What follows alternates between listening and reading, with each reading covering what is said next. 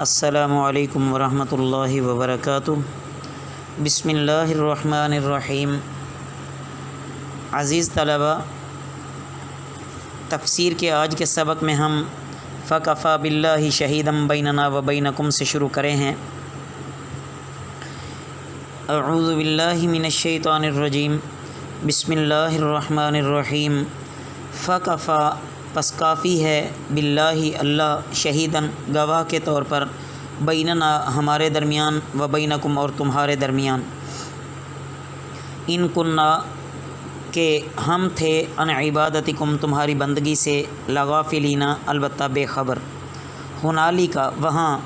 تبلو جانچ لے گا، کل نفس ہر کوئی، ما اسلفت جو اس نے بھیجا، وردو اور وہ لوٹائے جائیں گے، اللہ اللہ کی طرف،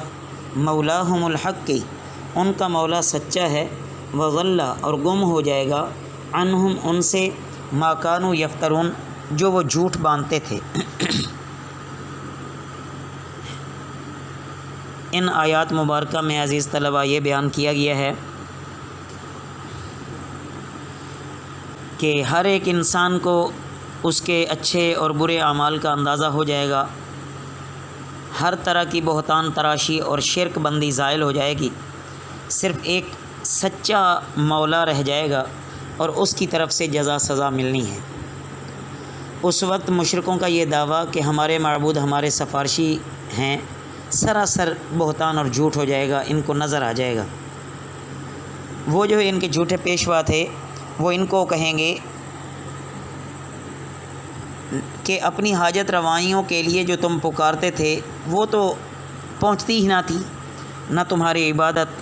کی انہیں کچھ خبر ہے، نہ تمہاری پرستاری کی انہیں کوئی خبر ہے، پھر وہ تمہاری حاجت روائی کیا کریں گے؟ قیامت کے دن وہ صاف کہیں گے کہ ہمیں ان سے کوئی واسطہ نہیں، یہ اگرچہ ہمارا نام لیتے ہوں لیکن فی الحقیقت ہمیں نہیں پوجتے تھے، یہ اپنے نفس کے پجاری تھے، ہمیں تو ان کی عبادت کی خبر بھی نہیں ہوتی تھی۔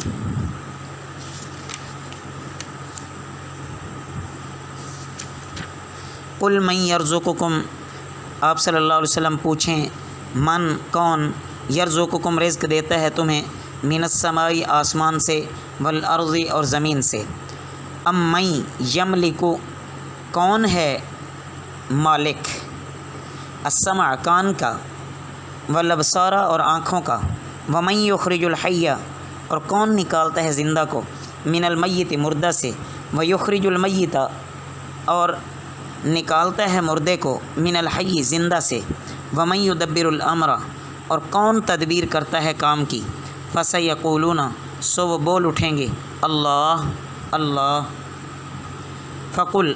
آپ صلی اللہ علیہ وسلم کہہ دیں، افلا تتقون کیا پھر تم ڈرتے نہیں، فذالکم اللہ پس یہ ہے تمہارا اللہ، ربکم الحق تمہارا سچا رب ہے،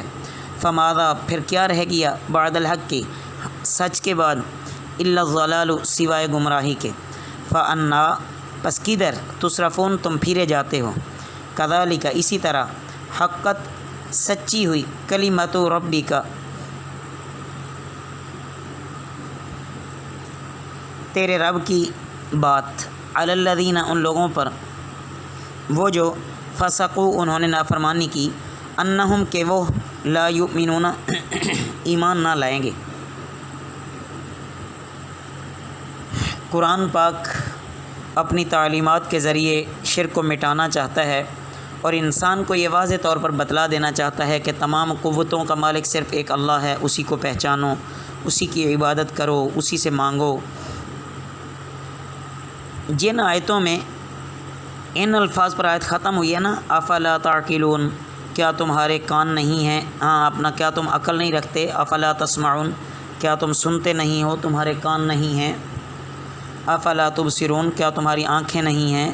اس سے معلوم ہوتا ہے کہ انسان کی عقل، کان اور آنکھ اصل کام یہ ہے کہ کائنات کی چیز ارد گرد کے حالات سے باخبر ہو کر اس نتیجہ پر پہنچیں کہ ان سب چیزوں کا بنانے والا فقط اللہ تعالی ہے۔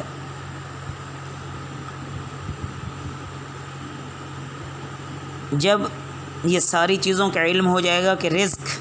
اللہ تعالیٰ کی طرف سے ملتا ہے، تمام کام اللہ تعالیٰ کی طرف سے بنتے بگڑتے ہیں، موت حیات کا مالک اللہ ہے، تو پھر توحید کو ماننے میں کیا چیز آخر رکاوٹ ہے؟ آسمان اور زمین سے مخلوق کو روزی دیتا ہے، جس کو چاہتا ہے اسے بہرا بنا دیتا ہے، جس کو چاہتا ہے اس کو سننے والا بنا دیتا ہے، جاندار سے بے جان کو اور بے جان سے جاندار کو نکال دیتا ہے، سارے عالم کا نظام چلانے والا ہے۔ تو اتنے بڑے دلائل ہونے کے باوجود بھی اگر کوئی ہٹ دھرم بن کر اس کو اپنا حقیقی مالک اور وحدہ لا شریک اور عبادت کے لائق نہیں مانتا، تو پھر اپنی ہی بد نصیبی پہ رونا چاہیے کہ یہ پھر اللہ کی طرف سے ناراضگی ہے کہ اللہ تعالیٰ صحیح سوچ ہی نہیں دیتے، اس انسان کو ہدایت والے راستے پہ بھی نہیں آنے دیتے۔ اللہ ہماری حفاظت فرمائے۔ وما علینا الا البلاغ المبین۔